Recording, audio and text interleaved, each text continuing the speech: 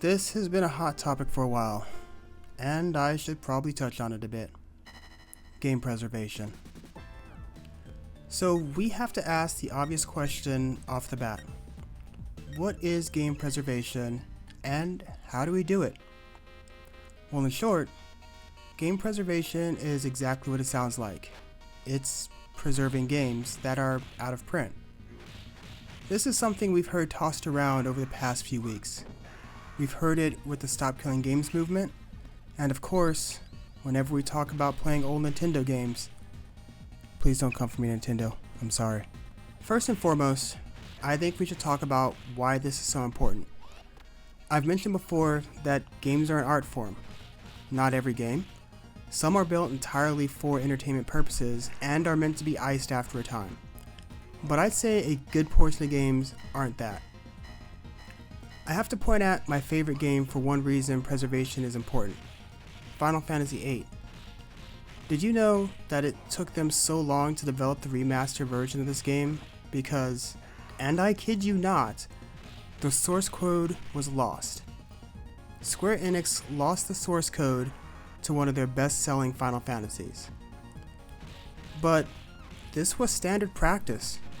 Once a game project was done, they would just dumpster everything about the game and move on. In this case, yeah, we need to preserve these games. There's this little game from way back in the 80s called Gayblade. It wasn't a commercial success. It was one dude that wanted to make a game about being gay and fighting against harmful ideas back in the 80s. That game is lost. There are still people out there trying to find it or recreate it. So why is this topic so big right now? Well, for the most part, it comes down to a game type that has had the most predatory practices to date: live service games. Now, I've been avoiding talking about these games for a few reasons. For one, I personally don't find many of them interesting. And two, no one can figure out if these things are good or bad. There are a few live service games that I really enjoyed that are not around, and I wish they were still. One thing I really enjoyed about Stop Killing Games' proposal is allowing games to be playable after end of service. See, there is this card game that I really loved. It was a Might and Magic game. I never played against other people, just by myself, against the computer, and that's all I really wanted. There was no reason for them to shut the whole game down. But I also believe this was owned by Ubisoft, so take that as you will. What it comes down with a lot of these companies, and I'm looking at the megacorps, is money. It's always money. So no surprise there. If they can't make any money off of it, then no one can have it. In all reality, it's insanity. So, what do we do? How do we save games? While writing the script, I did a lot of research, heard a lot of different ideas, and I've had a few of my own for some time. I want to hit on retro games first, as I honestly think these are more important than live service games. That's not to say no one cares about live service, just a personal preference. When I say retro, I don't mean things from the 1st gen to the 4th gen. At this point, seeing we are now staring down the 10th gen, I mean anything that is at least 3 generations old. That means from pre-1st to roughly the 6th gen. Anything in this range should be allowed to be put out on the web, and yes, be emulated. Listen, a game out there on an emulator isn't going to destroy a game's sales if the company decides to remake it. If anything, it'll help. Let's take Mario RPG, which is the best Mario game, by the way. The original sold roughly 2.14 million copies. That's pretty good for back then. And if exceptions weren't astronomical today, it's still pretty good. The remake sold around 3.14 million. That's a pretty big jump. Do you think it was just people who heard their parents talk about this game? Probably not. A good chunk of those people are more than likely people who emulated the game, saw it was good, and then when Nintendo announced the remake, they were excited and ready because now they had history with the original game. Now I know there are legal stipulations that come along with this, but instead of engaging in costly court cases, why aren't they just asking or pulling the numbers from emulators and basing their remake strategy off of that? So in short, if the game is at least 3 generations old, let it live on the internet. You already decided that it's not commercially viable anymore, so let it live in the wild, and then take that data for a remake down the line. Companies stand to gain more this way, not just financially, but staying in the good graces of gamers. And that is important. Now there are some companies out there that do release their retro libraries as bundles, and usually at discounted prices. I'd say these companies are helping preserve games. Not every game, but the ones that they have control over. Capcom has been loving this trend for years now, releasing the entirety of the Mega Man series, except for Mega Man Legends, which they really need to get on that. But anyway, they released the Capcom Arcade Stadium, the Fighting Collections 1 and 2. Hopefully eventually they'll re-release the original Dino Crisis. It doesn't necessarily need a remake, but it'd be nice to play the original Dino Crisis on modern hardware.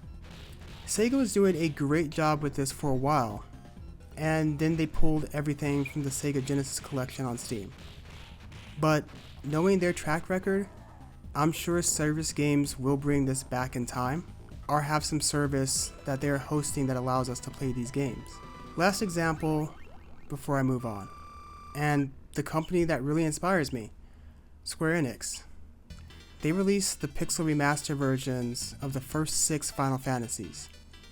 Then they made it possible to play the original Final Fantasy 7 through 13 on modern hardware.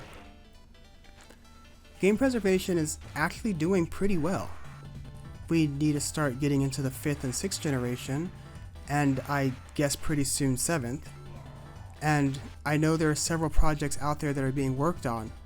I'm not going to name any of them because I don't want the boogeyman to come after them. But that is game preservation, and it's doing pretty good. Now, live service games. Look, disclaimer. These games, frankly, piss me off. And they only piss me off because you don't know when they're going to leave you. And that is the reason why the Stop Killing Games movement has gotten so big. I wholeheartedly believe that these games need to have some end-of-service way to play them. The idea of handing servers off to players and letting them build private servers was deemed too scary for the industry. It boils down to, but the children. This is just invoking an age-old fear. There's no reason you can't have a peer-to-peer setup. There's no reason you can't have an offline mode. Running a P2P system is how 7 Days to Die works, and that seems to be doing pretty good. It's also working just fine for Stardew Valley. So for some games, you could run a P2P system. That doesn't mean all games can though. Look at your MMOs. There's no way you can run that kind of system. Or could you? You would lose out on the PvP, but you could still technically run a P2P to play with a party in a PvE, or player versus environment space. Another argument that was made by companies was that the game was designed to be played online. Alright, I can see that with an MMO and a MOBA, but some mobile games, Final Fantasy Brave Exvius, you're telling me you didn't think at the beginning of this game's development, you didn't once consider this could be played offline. You didn't think about that. And this is where I get pissed off. Final Fantasy Brave Exvius didn't need most, if any, of the online features it had. I think most of us were just fine playing solo and going through the story. So Why didn't Square Enix just release all the content for the game in one download and take the game offline? Look, I know that's a huge file, especially for a mobile device, but at least it'd still be out there. Or if it was too big, release it on PC. They did that for Mobius Final Fantasy. Okay, I need to stop that. I'm getting into the crazed fan territory, so let's bring it back. My point is, they're making a live service game. You can't tell me that someone in the pitch meeting didn't speak up or say, you know what, if it's a live service, that means this game is going to die at some point. What's the plan after that? These are things that should be built into the game from the jump. And it's beyond me that some of these big companies with hundreds, if not thousands of employees never thought of this issue. Now, I understand that adding a feature that large can be a challenge. I may not make huge games, but the problem is still the same. I wanted to change something in the Ember Oracle, and when I looked back on it, I realized I didn't structure the game in any way to support that feature. So now, I'm figuring out a way to make it work within my current structure, while laying the groundwork for this same feature in future games. So developers, I get it. I do understand you. But you're also not one guy working on an entire project by themselves.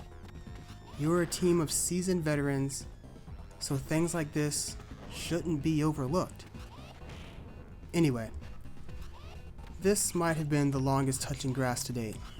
So to close this out, game preservation is alive and well.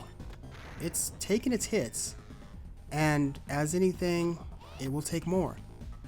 But it's alive. We could do more, but when you're dealing with a large group of people, you can always do more, and no one's going to be happy, no matter what you do. And that's something to remember. At the very least, large companies should hand these live service games over to the community and let the community know whatever happens in that game from the handoff forward is on them, and the community needs to understand that. If I were a large company and I handed off my game, I'm not taking legal responsibility anymore. And that's the point some of these companies are making. Do I agree with it? Yeah. Are there ways around it? Well, yeah. The company needs to understand they don't have control anymore. The community needs to understand that whatever happens, you can't go after the company anymore. So, compromise is all around. Okay, I could go on about this for days, but all good things must come to an end. If you like this content, please like, share, and subscribe. You can also ring the notification bell for any uploads. With all of that said, no matter what it takes, keep playing. Bye for now.